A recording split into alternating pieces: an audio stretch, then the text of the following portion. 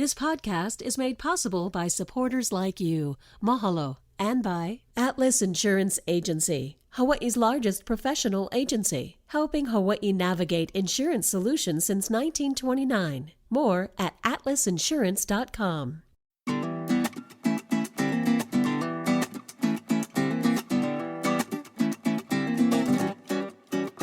Aloha mai kako. Welcome to a new episode of What School You Went. I start every conversation with that question. I'm Ron Mizutani, and today we're continuing our conversation with a historian, an author, a columnist, consultant, a psychology major. I mean, gosh, you name it, he's done it. He's a journalist, but he never took a journalism course.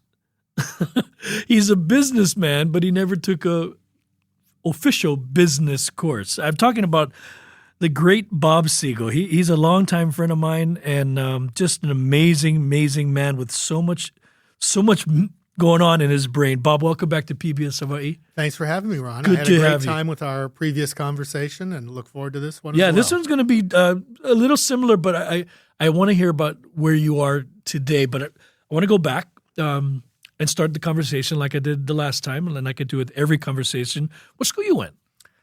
I went to a single school district high school, Culver City High School, which is where all the film studios were. My mom worked in the cartoon business in Hollywood, and my parents had a little house in Studio Village, Culver City. I went to Culver High School, and it wasn't until 1973 that I came here for grad school at UH. So when I go back and I think of that, I think of Universal Studios, Culver area, Desilu, okay. MGM, right? Sony. So you that was because mom was a cartoonist. Yeah, she was an inker and painter in the cartoon business. She worked at Merry Melodies and Looney Tunes. Wow. Which produced Bugs Bunny, Daffy Duck, Porky Pig, Sylvester and Tweety. What was her role in that? I mean, she painted the colors on the cells. Wow. And we convinced her to write a book when she was 80 years old because she had a fantastic memory.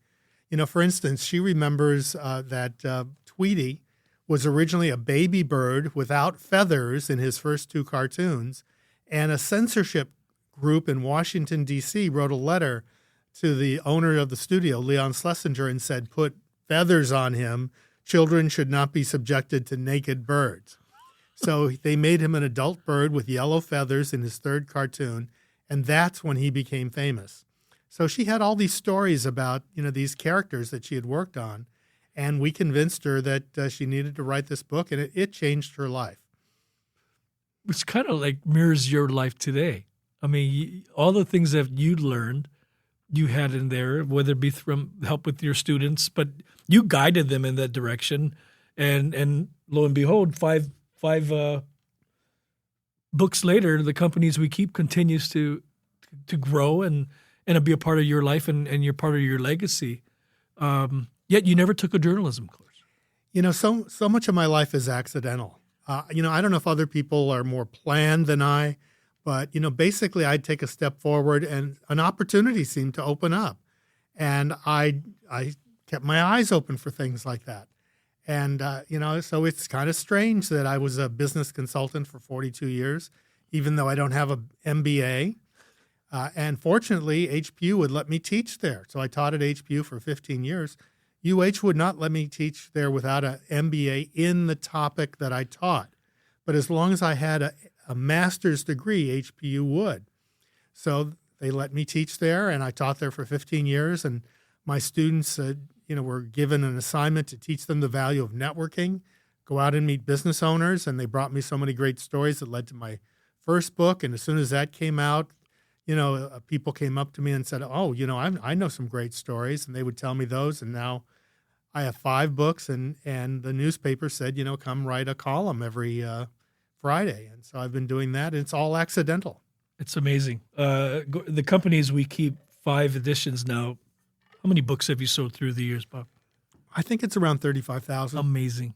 And it all started off at HBU's that marketing class that you said, hey, guys, go out and do this. So I would encourage young people to keep their eyes open for opportunities, because sometimes, if you're not looking, you'll pass them right by. And if you are looking, you could seize it. Well, you have certainly done that. Rearview mirror. So the advertiser said, "Hey, Bob, let's take the concept that you have here, and there's tons of more stories, obviously out there, history, and let's create a column for you." And they came up with that name. David Butts, the editor of the business section, suggested I write a regular feature and asked me to come up with ideas.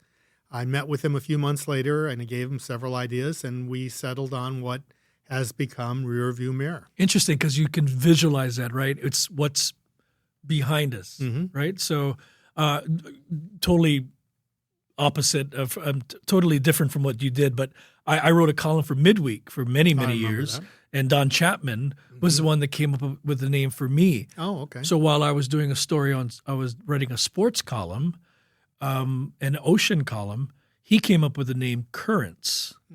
And so it was not only currents of the ocean, but currents of the current events. And so Rearview Mirror is that we look back at our rich history, and that's what you do in these amazing columns. 2011, what was the first column? Let's see, it's been 13 years. So yeah, 2011. What was your first? Do you remember?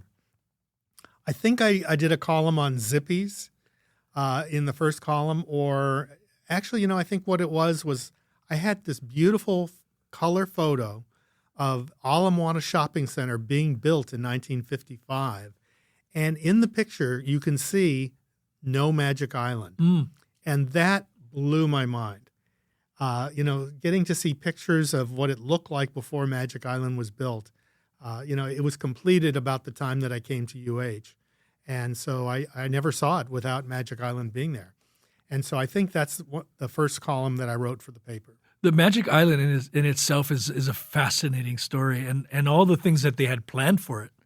It was actually Henry Kaiser's idea. Somebody at the Parks Department originally came up with the idea. Henry ran with it. He wanted to build 2 artificial islands as well as the peninsula we call Magic Island, and he offered to pay for it if the city let him build 6 hotels on the property. He had a table, something like 4 by 8 feet, made of a model of what he wanted it to look like, and I have a photo of that. The newspaper has a photo of that. And so that was one of the early columns that I wrote with that photo and his model of what he wanted to build. And the city said no to putting hotels on the property, and they paid for it themselves, and they scaled it back. They didn't build the islands that they wanted to, which is why it was called Magic. There would be islands that never existed before. Fascinating story. Kaiser in itself has so much history. Henry Kaiser was amazing. Amazing guy. He was the most wealthy man in Hawaii in the 1950s. He came to Hawaii to retire, but he wasn't ready to retire.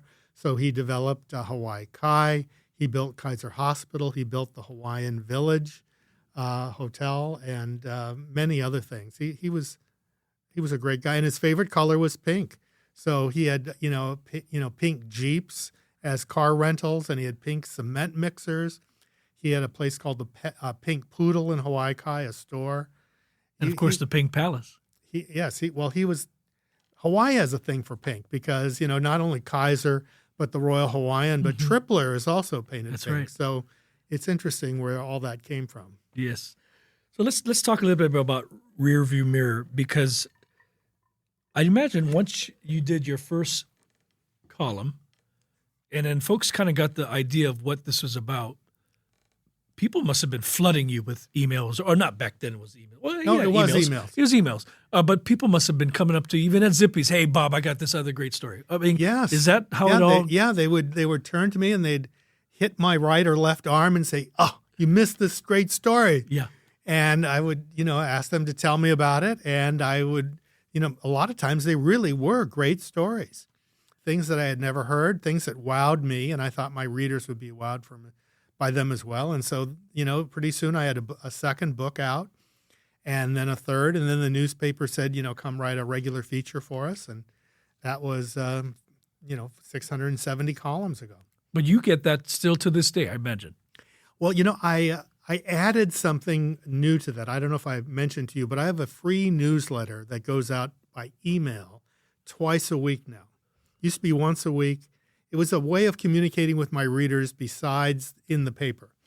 And I during COVID, I increased it to twice a week. And now people use it as a great place to share their stories. Like somebody was writing about Keeaumoku Street and what they remembered about it, an old Victorian house that was owned by a doctor near where the freeway is today. And other people have been writing to me recently because of that article in the newsletter about Keeaumoku Street and what they remember about it. And I end up collecting all these personal remembrances of, people who live or lived in Hawaii. And, I love hearing those kinds of things, and I don't want to lose them. So they end up as more fodder for my newsletter and my columns. I love reading. Recently, by the way, I'm a huge fan. You know I am of you, but also of your column. And folks look back at eateries that we have lost through the years, and the stories of over in Lahaina and the great restaurants that we've lost through the years. Word of mouth, the old stories. But it's not just kupuna writing to you. I'd imagine because we have PBS Hawaii Classics that we air now, and these were back in the '80s. Mm-hmm. And what's old is new again, right? And what we learned is by re-airing these, and now in the digital space, the young generation is craving this stuff. They love it. They want to learn, or they've heard it through their grandpa, or they even see their grandma in these photos or images. I imagine the younger generation is reaching out to you as well. Every now and then somebody says, I bought your book and then I couldn't find it. And then I found it in my kid's room because, they didn't think their kid was going to be into it, but, the kid got into it. And that's where the book ended up, and, in their shelves. And, when the parent wants to, they can borrow the book, they said. Yeah. I mean, they love history. This generation does love history. I say this generation. The younger generation does appreciate the history that we have. One of the things that I've been doing is I have a master list that I created. It's public domain, so anybody can add to it or use it, of 300 locations on Oahu and what used to be there. Good. So people are frequently saying to me, where is this picture? They'll send me a picture of something, and it's on Nimitz Highway near where, near Iwalei. And they say the street was named West Queen Street. I don't understand that, they say. Well, that was the name of Nimitz Highway before World War II, was West Queen Street. And, so I've put together a list of 300 places on Oahu and what was there if you go back in time. Do you fact check, though? I mean, obviously, sure. Yeah. I mean, we can't just Wikipedia and let folks just manipulate. There's history, but there's also understanding that what is fact, what is not. Well, I can take an address and put it into, the search feature of my computer and search the newspaper archives for that address. And it will, I can pick a time period. So I can pick, let's say, 1930, and what's at that address, and it will tell me what's at that address. And, so that's somehow I do a lot of fact checking. I'm also at the library, and the people at the main library are good friends of mine because I'm there often. It's interesting, Bob. What's your next project? I'm holding in here something about surprising facts that will transform how you see Hawaii. That's a huge responsibility because Hollywood has created this. The irony of it all is, of course, Mom was in animation and cartoons, but Hollywood has created this image of Hawaii that maybe is not so much the reality of the beauty of it, the history of it, the legacies of it. What is this about? It has dawned on me after all these years that Hawaii is a serious place. It is a place where we hang loose and we enjoy the sun and the trade winds, and the weather's beautiful here. And I just had a magnificent rainbow yesterday that I was taking pictures of from my balcony. It's a gorgeous place. It's a fun place. I can understand why tourists want to come, but it's also a place where serious business happens. It's a place where serious science and medicine happens. I wrote just this last week about athletes from McKinley High School that at the 1952 Olympics came home with 6 gold, silver, and bronze medals. And if they hadn't been part of the U.S. Olympic team, the Soviet Union would have taken the top medal count, not the USA. So because of these kids from McKinley High School, the USA was at the top of the medal count in 1952 rather than second place.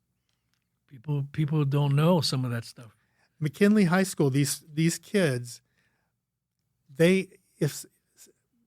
how do I word this? If McKinley was a sovereign nation instead of a high school, it would have come in 16th in the medal count at the 52 Olympics next to Denmark. It would have beat out countries like Argentina, New Zealand, and Canada for medals. And this is a high school less than a square mile in size.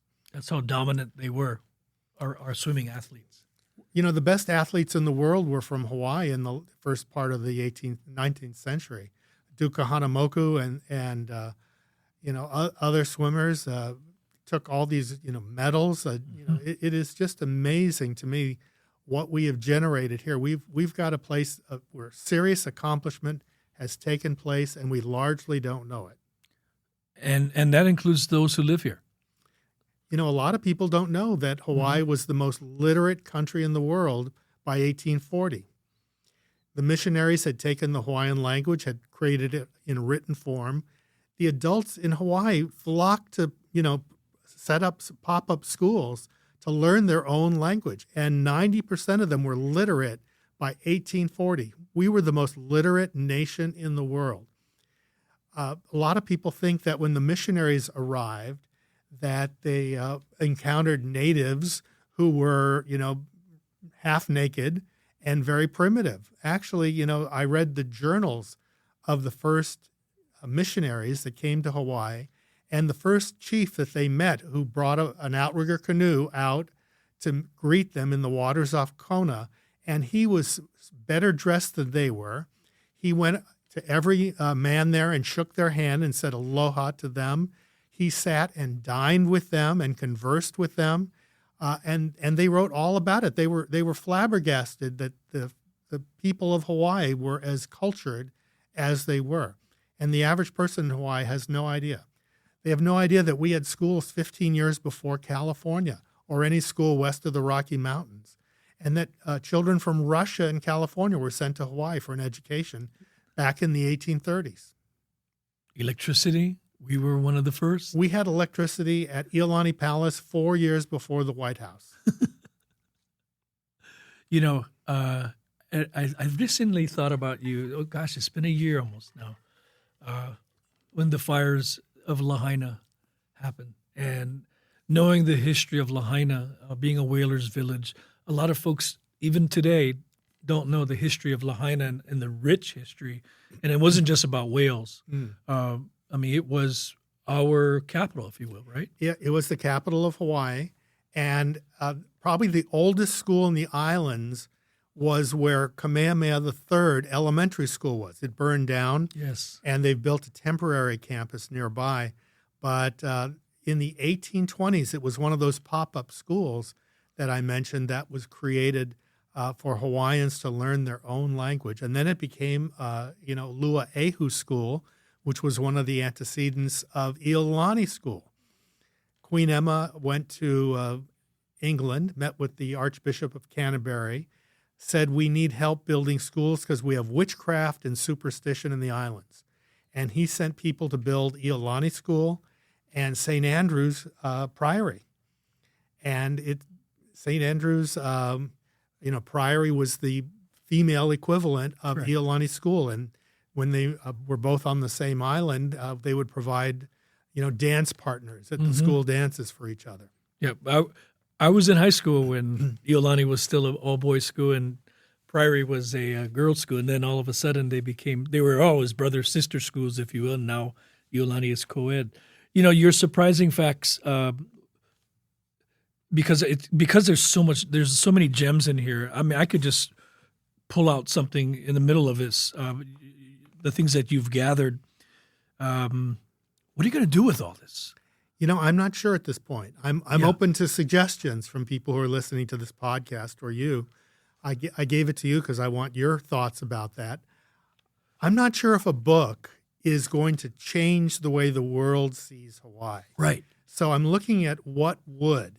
Archimedes said, if you give me a fulcrum and a lever and a place to put it, I can move the earth. Well, I'm looking for a place to put those things. I think these facts are the fulcrum and the lever. I just don't know where to put it. And so I want to change the way the world sees Hawaii and the way we see ourselves. I love that. I love that. Dr. Sun Yat-sen educated in Hawaii before he became China's first president at Iolani. Yes, he was at Iolani. Yeah. And he was a troublemaker in China. So they sent him to Hawaii where he had an older brother, but he, left with a degree, and he became the president of China in the 1920s. Amazing. There's a statue of him in Chinatown. Yes. Yeah. I'm just, I'm like you. I'm a numbers geek, but I'm also a trivia. One of my favorites on that list is Joseph Campbell, who wrote about myths and legends.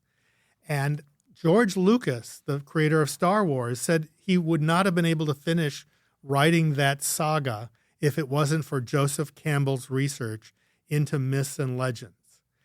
He ended up marrying somebody in the Dillingham family, and he's buried at their plot at Oahu Cemetery. But George Lucas called him my Yoda because he would not have been able to have written Star Wars if not for that. And Indiana Jones is, got a lot of roots in Hawaii. Oh, yes. When Star Wars came out, George Lucas was afraid it would bomb at the box office because science fiction movies, did not have a great reputation back then. He and Steven Spielberg were on the beaches in Hawaii, hanging out with their families, making sandcastles. And Spielberg said, I wanted to make one of the James Bond films, but they turned me down. And George Lucas said, I've got something better. It's about an archaeologist who hunts down the Nazis who have stolen the Ark of the Covenant. He says, I like it. What are you calling? He says, Indiana Smith. Indiana was the name of one of his dogs. So he had called it Indiana Smith. And Spielberg says, I'm not crazy about the name. He said, well, Smith Jones, call it, whatever you want. And one of the models for Indiana Jones was a man who was born on Oahu, Hiram Bingham III. His father and grandfather were missionaries here. They built Punahou School and Kauai Hau Church. And he was an archaeologist who was the Westerner who discovered Machu Picchu and wrote about it in a book called The Lost City of the Incas in 1911. And he was one of the models for Indiana Jones in the fictional work by George Lucas and Steven Spielberg. And today you still have Bingham Street. And, Indiana Jones. So I did a special long time ago about Hollywood goes to Kauai because Hollywood loves Hawaii. It's loved Hawaii for so long. And we're talking about how Hollywood has an impact on how people view Hawaii. But there was a shot of Harrison Ford in the beginning of the movie. So I did a lot of these, where did they shoot this at? Even of Jurassic Park, what part of Jurassic Park did we see this location from? But in the beginning of the first Indiana Jones movie, the mountain peak that you see is on Ohola, on Kauai. And then when you see him running away from all the natives, that's Menehune Fish Pond. And so Menehune Fish Pond was my backyard. So I'm always fascinated by the history of Hollywood and how they use the beauty of the islands to take you everywhere because we can pretty much be any place, right? One of my favorite stories is about Bing Crosby, who came here to research a movie, Waikiki Wedding, in 1935. And he was dancing at the Royal Hawaiian Hotel. Harry Owens was the band leader. He had a daughter, and he had written a song for her called Sweet Leilani. And the band was playing that song.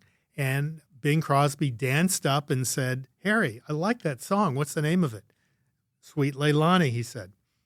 Can't pronounce it, Bing Crosby said. And he danced around, came back again, said, tell me the name of that song again. Sweet Leilani, he said. Still can't pronounce it.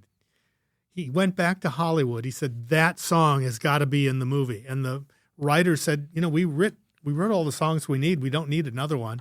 He said, if that song is not in the movie, I'm not going to be in the movie. And they said, I'm sure we could find a spot for it. Well, it won the Academy Award the next year. It was his first gold record out of 22 that he would win over time. It sold 35 million copies during the Great Depression and is credited with saving the U.S. recording industry that was suffering at that time period.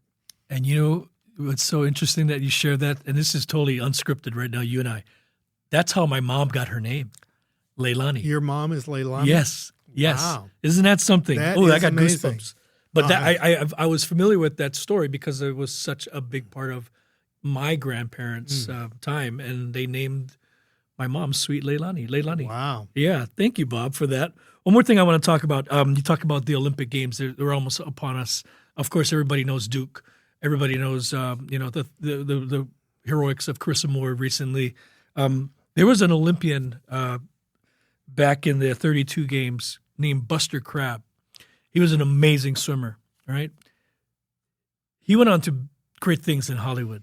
Tell us about it.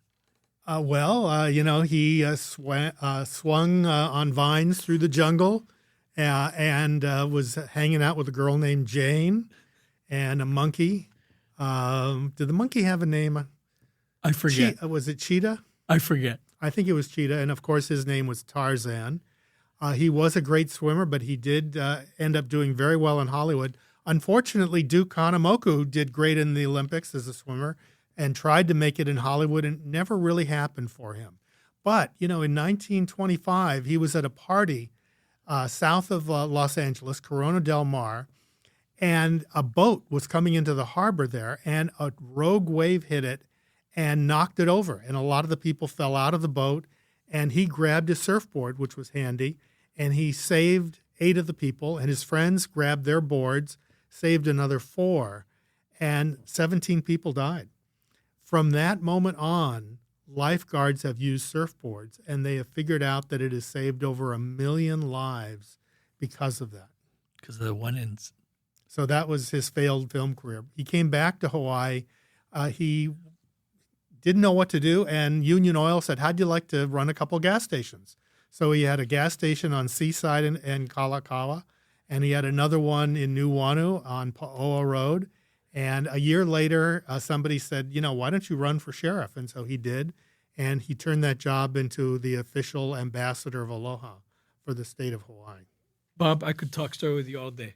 All day. Just crazy amount of stuff that you have in your mind, and you are a gift to our islands. That's and I hope this you. Project that you have, I'm not sure what it would look like at the end of the day, but it needs to be told. Yeah, I really do believe that needs to be told, because we just need to understand, rear view mirror is interesting. You have to know where you are, or where you were rather, to really go ahead. True. I always feel that way. And that's why history is so important, that we cannot just erase it or pick and choose what we want. But at the end of the day, we really have to understand that to know where we're headed. And this project is necessary. Thank you. Yeah. I'm excited about it. I decided I would not write any more books, but now I'm open to the possibility if it takes that form. But maybe it will become, something on YouTube, or maybe it'll be lesson plans in the DOE.